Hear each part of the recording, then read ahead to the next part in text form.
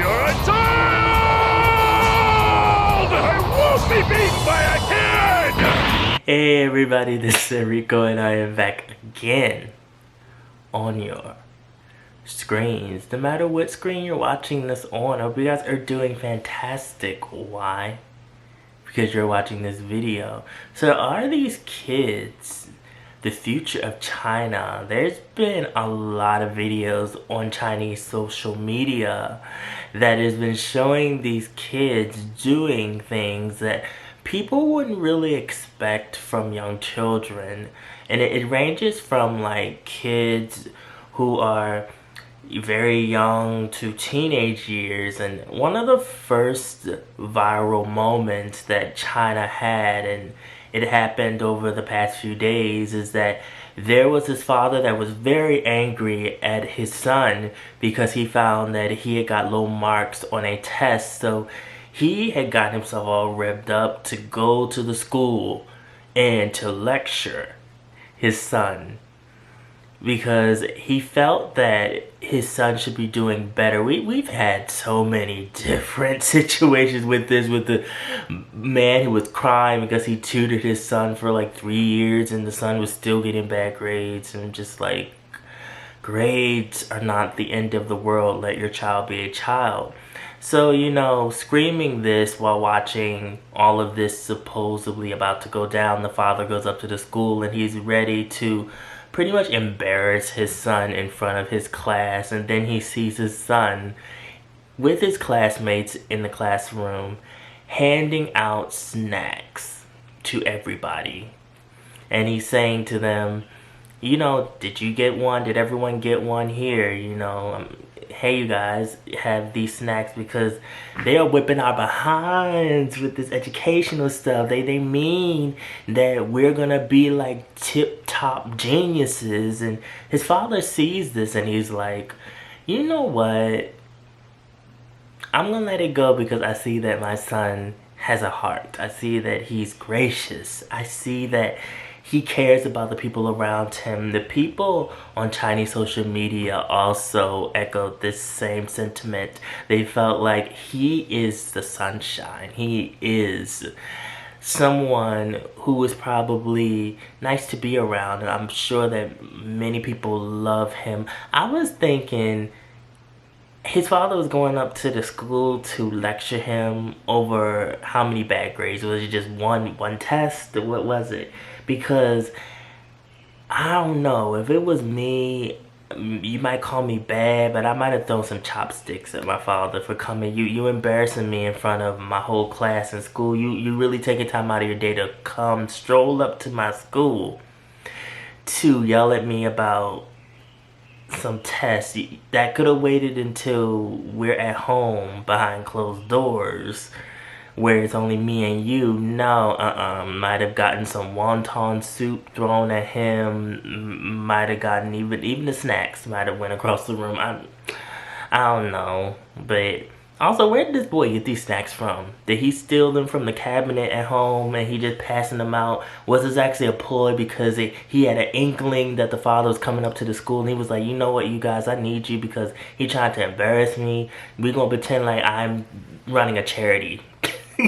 And you know, you all are gonna be happy and go along with it. I don't know. This was a cute story though. I thought that the overall situation was cute.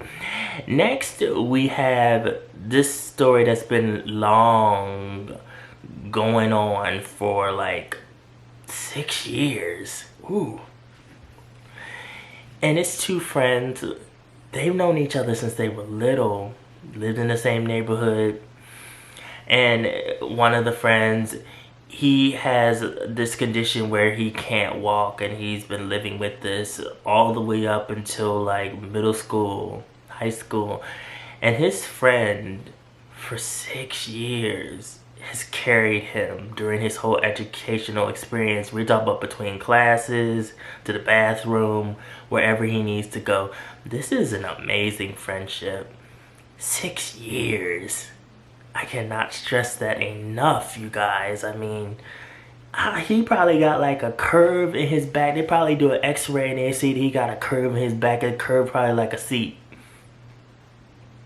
from that boy just riding on him. Also, where are the adults in this situation? So this kid is taking up all this, and where are like the medical staff, somebody to also help out? I mean, I understand having a strong friendship. I understand wanting to be there for your friend, but also the adults need to be helping too, because the only thing it takes for him to move the wrong way going up the steps and oh my god, you know, it's like, oh, ooh. I know, I mean, I know that would have to hurt. Him like folded up on top of him. I'm making this like completely negative, but overall, very heartwarming situation. I like it. I really like it a lot. And for his friend to have such devotion to him for that many years, a lot of people would not be in it for the long haul. Some people would do it for their own self-justification and to make themselves feel good and be like, look, I'm a good person. But no, it really seems like he's doing this because he really just wants to help his friend. I think that it's amazing. And next we have another story as well. This child grew his hair out for 3 years to donate to cancer victims.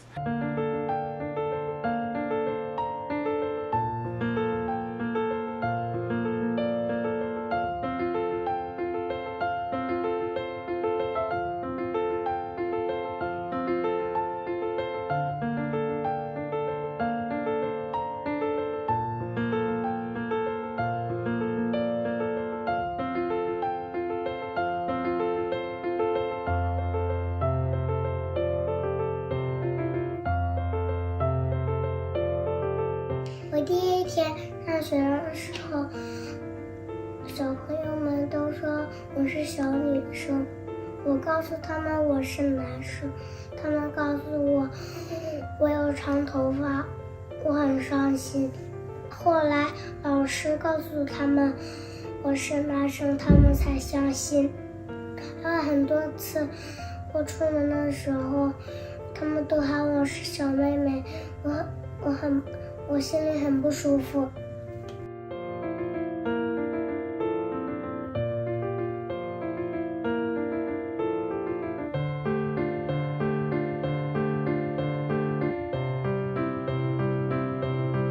因为我觉得可以帮助到别人，所以我想坚持。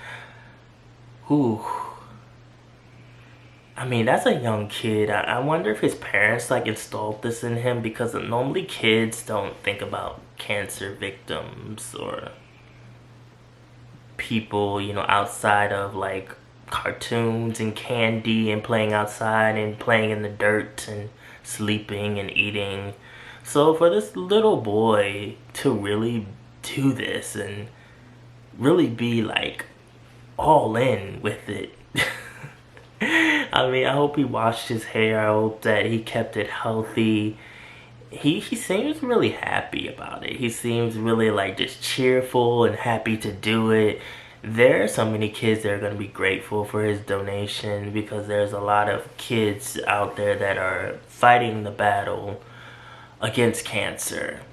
And it's a struggle every day, but you try to stay optimistic and you try to be a support system. You know, the family tries to be supportive in whatever way they can, and to know that there are people on the outside that are also thinking about these children that are going through this at such young ages. It's an amazing thing, and I think that's just mind-blowing to me that this young kid thought to do all of this, because there's adults that don't think about doing anything like this and would never in their whole entire life. So this is amazing. It really is.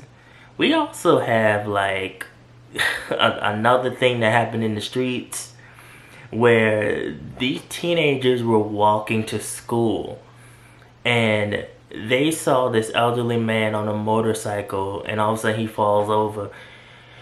He was about to get mowed over by incoming traffic.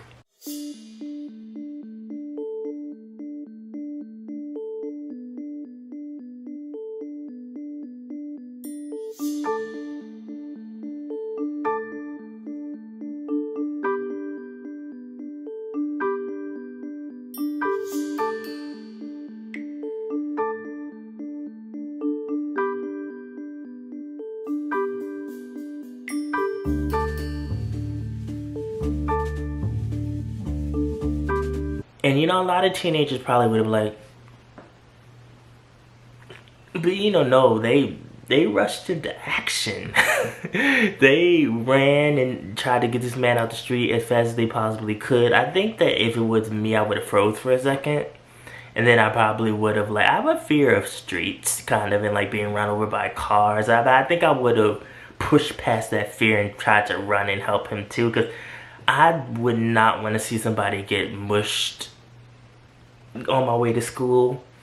And what I really like too is that these teenagers did this. And then, you know, they didn't wait for an award. They didn't wait for, like, the cameras to come, the media. They didn't wait for someone to give them a pat on the back. They kept going to school. And, like, the man had to catch up to them and find out which school they went to. And they got awards. And I think it's amazing because they weren't looking for, like, a thank you or anything like that. They really just saw somebody in trouble. And they were like, well, let's go and help him. And then they went on about their merry way. It was, you know, just like, okay, we did this because we wanted to do it, not because we wanted someone to give us any type of clarification that we are good people. So it shows that these teenagers have a pure heart. And it's really amazing. We also got some negative stuff too. These children also are Chinese future as well. The little girl was in the salon. I don't know where her mother was. I don't know why her mother wasn't watching her. But this young woman is getting her hair done and she's sitting in the chair, and obviously she's satisfied with her hairstyle. She said, I'm gonna go out. My hair is gonna be glistening and shiny.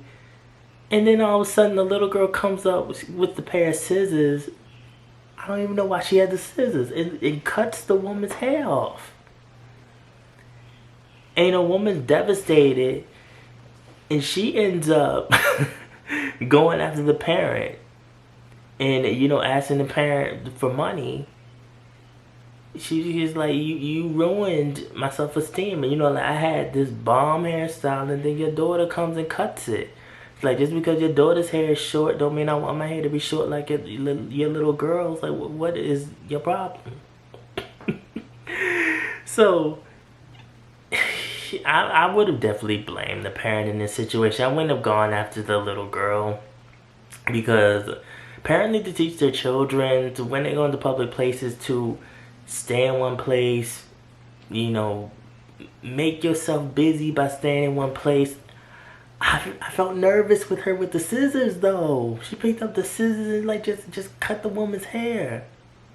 Ugh. Like, the little girl could have tripped and fallen, cut herself or anything. What was her mother doing at this time? You know, it starts at home, you guys. It really starts at home.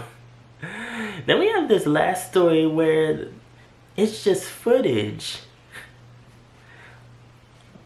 of these two, and they look like, you know, they just having a good time filming. I don't know if they're trying to take selfie, trying to take video of themselves, and then the fight just breaks out. Yeah. What up?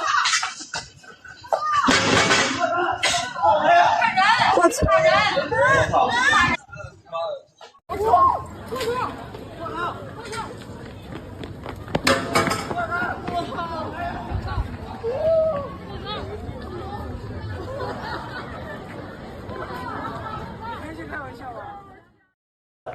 There was context, and they said that somebody lost their hand. I'm so happy that wasn't on camera. I didn't need to see nothing like that.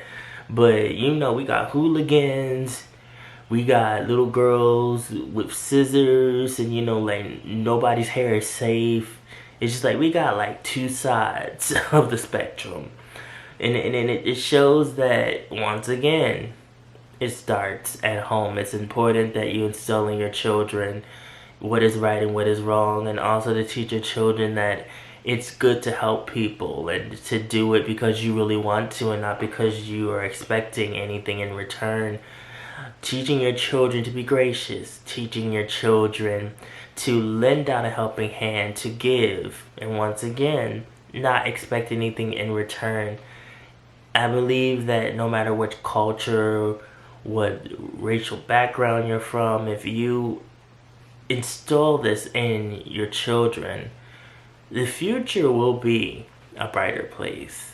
So you guys, this is a lot to think about. Follow my social media, mostly my Instagram. Also my blog, Nation Pop Culture. The link is always down in the description box below. And remember, be real, stay real, live in the real, and I will always be back. I am so tired and I'm hungry too. I'm just going through it. But you guys, I love to hear, also read your comments. I will see you in the next video.